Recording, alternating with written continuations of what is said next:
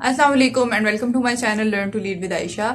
آج ہم لوگ کشمیر کا جو ریمیننگ پورشن ہے وہ ڈسکس کریں گے. کافی ٹائم لگ گیا اس کو بننے میں، لیکن میں کیا کروں، گھر میں اتنے سارے گیسٹ اور اتنے سارے بچے آئے ہوئے ہیں کہ میں سب کو بھی لیپ ٹاپ پہ کارٹون لگا کے دے کے آئی ہوں تاکہ بیک گراؤنڈ میں شور نہ ہو اور میں اچھے سے ویڈیو بنا سکوں. ورنہ پھر آپ لوگ کامنٹس کر رہے ہوتے ہیں کہ بیک گراؤنڈ میں 4 منٹ اور اتنے سیکنڈ پہ کوئی پیاز بیچ رہا ہے اور کیا ہو رہا ہے اور کیا ہو رہا ہے. تو دھیان اس پہ دیا کریں، جو میں بتا رہی ہوتی ہوں فائدہ ہوگا.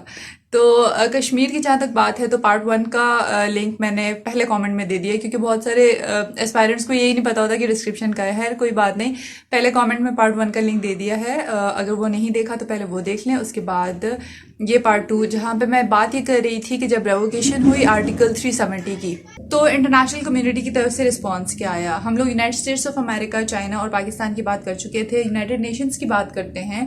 5 اگست کو ریووک ہوا تھا آرٹیکل، اور 8 اگست کو یونائٹڈ نیشنز کی طرف سے یہ اسٹیٹمنٹ ایشو ہوئی کہ United States asked both the nations to restraint for maximum restraint, کہ جتنا زیادہ ریسٹرینٹ ہو سکتا ہے کریں.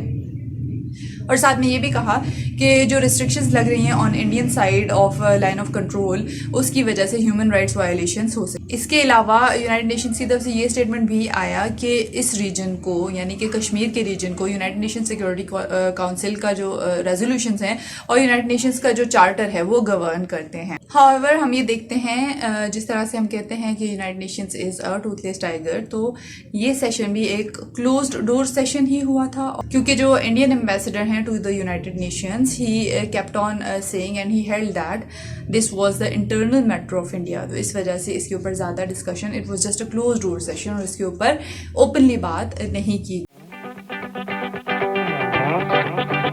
آلدو اس موو کو انڈیا کی تمام ہی پولیٹیکل پارٹیز نے ایکسیپٹ کیا، ویلکم کیا، لیکن کرٹیسائز بھی کیا. اور کرٹیسائز کرنے کی ریزن یہ تھی کہ بہت ساری پارٹیز کا یہ کہنا تھا کہ گورنمنٹ نے پری کنسلٹ نہیں کیا دوسری پارٹیز کے ساتھ اور ایک کلیکٹیو ڈیسیژن نہیں لیا گیا.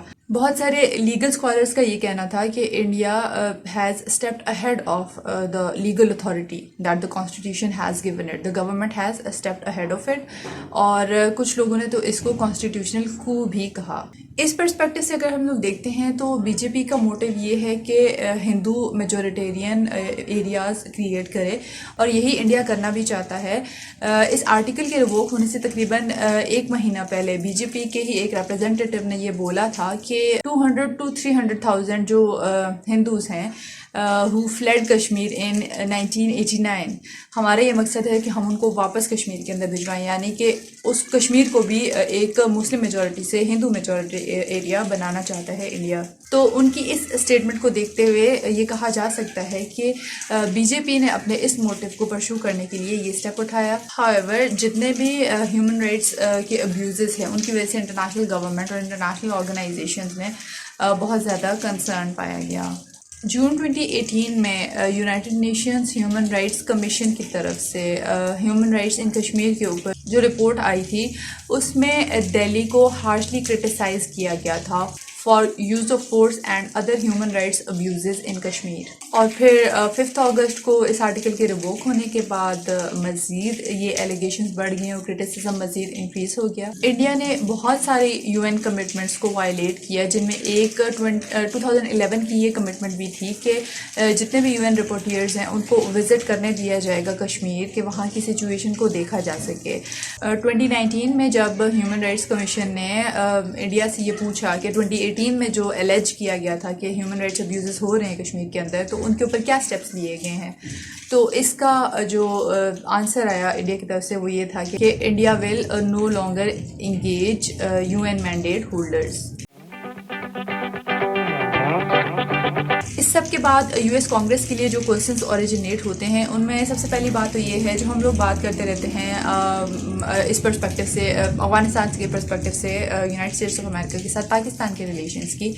تو یو ایس کانگریس کے سامنے بھی یہی کوشچن ہے کہ کیا کشمیر کے اوپر یونائٹڈ اسٹیٹس کے نہ بولنے کی وجہ سے یا پھر پاکستان کی حمایت نہ کرنے کی وجہ سے پاکستان کی کوآپریشن ان افغانستان ایشو، ان افغانستان پیس پروسیس کیا کم ہو جائے گی. یونائٹڈ نیشنز کانگریس کو یہ دیکھنا ہے، اور اگر کم ہو جائے گی تو پھر کیا سٹیپس اٹھانے ہیں. اور دوسری چیز یہ کہ کیا انڈیا کے اندر ڈیموکریٹک یا کانسٹیٹیوشنل نارمز اور پلورلسٹک ٹریڈیشنز ایٹ رسک ہیں اس موو کے بعد؟ کیا ہیومن رائٹس ابیوزز اور threats to religious freedom increase ہو رہے ہیں ان دا ریجن؟ کیا یو ایس گورنمنٹ کو فردر کوئی ایکشنز لینے چاہیے ان کنسرنس کو ایڈریس کرنے کے لیے؟ These are the questions which the U S government has to address. جہاں تک پاکستان کی بات ہے اور پاکستان کے پاس کیا آپشنس ہیں، تو Pakistan does not have an option for a nuclear war, کیونکہ ایک کنونشنل وار میں جانا مینس کہ آپ نیوکلیئر وار کی طرف جا رہے ہو. اور جیسے کہ میں نے پہلے بھی بتایا کہ یو این کی طرف سے جب رسپانس آیا تھا تو یو این نے سب سے پہلی بات یہ کی تھی کہ میکسیمم ریسٹرینٹ شو کریں دونوں سائڈس. تو اس سے کیا پتہ چلتا ہے کہ Pakistan does not have the option of nuclear war and conventional war will ultimately lead to nuclear war, and we have seen it so many times. ہم لوگوں نے بہت دفعہ دیکھا ہے Prime Minister of Pakistan talking about this کہ if we will go towards a conventional war we know that we'll have to go for the first strike. ہم لوگوں کو nuclear war کی طرف جانا پڑے گا. That is not the option, but the option with Pakistan left is کہ Pakistan can keep this issue alive. اس issue کو alive رکھنا، یہ الائیو رکھا جائے گا تو ہی فردر انٹرنیشنل کمیونٹی اس کے اوپر کوئی بات کر سکے گی. But at the same time I believe Pakistan جب تک خود کو انٹرنل پرابلمس کو ختم نہیں کرے گا، گورننس کے ایشوز کو ختم نہیں کرے گا، اپنی ویکنیسز کو ایڈریس نہیں کرے گا، پاکستان کی اپنی بات میں کوئی وزن نہیں ہوگا. تو Pakistan needs to address internal weaknesses, جو انٹرنل ڈس یونٹی ہے اس کو ختم کر کے we can put strength in whatever we are seeing. Secondly, we are not only a part of UN, we are a part of other different organizations جیسے کہ SCO کے members ہیں انڈیا اور پاکستان دونوں. اور جس طرح سے ہم یہ بات جانتے ہیں کہ کلبھوشن یادو کے کیس کو ICJ میں لے جا کر تھرڈ پارٹی کو خود انوالو کیا بھارت نے اس ایشو کے اندر، جو کہ بائی لیٹرل ہونا چاہیے تھا، کیونکہ سملا ایگریمنٹ میں تو یہ بات ایگری ہو گئی تھی نا کہ انڈیا پاکستان کے درمیان جتنے بھی ایشوز ہیں ان کو بائی لیٹرل ریزالو کیا جائے گا. تو کلبھوشن یادو کا case was also a bilateral issue. اس کو ICJ کے پاس پہلے انڈیا لے کر گیا تھا، پھر پاکستان کو بھی جانا پڑا، which was a good step. کیونکہ پھر بعد میں پاکستان نے جب UN کے فورم کے اوپر UN جنرل اسمبلی میں کشمیر کو ڈسکس کیا تو at that time India did not have a point کہ اب this was a bilateral issue, کیونکہ انڈیا نیو کہ ہم پہلے ایک بائیلیٹرل ایشو کو خود ایک تھرڈ پارٹی کے فورم پہ لے کے آ چکے ہیں. تو اسی طرح سے ہم لوگ اس فورم کو یوز کر سکتے ہیں. Being members of SCO، India بھی ممبر ہے، تو اس کے اوپر بائیلیٹرلی جو بھی ڈائلاگ ہے وہ کیا جا سکتا ہے on the sidelines of any summit جو کہ SCO کا ہو.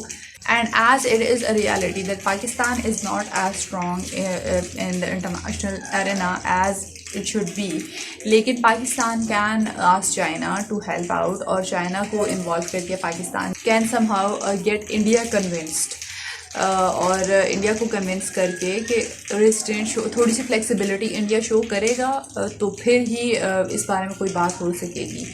اور UN کے اوپر اب کیونکہ ہم لوگ ایک مرتبہ اس چیز کو ہائی لائٹ کر چکے ہیں، اس کو دوبارہ سے ڈفرینٹ فورمس پہ ہائی لائٹ کیا جائے. Different human rights bodies they should be contacted, they should be asked to highlight the human rights atrocities جو کہ ہو رہی ہیں inside Kashmir, so that the community, international community speaks for them.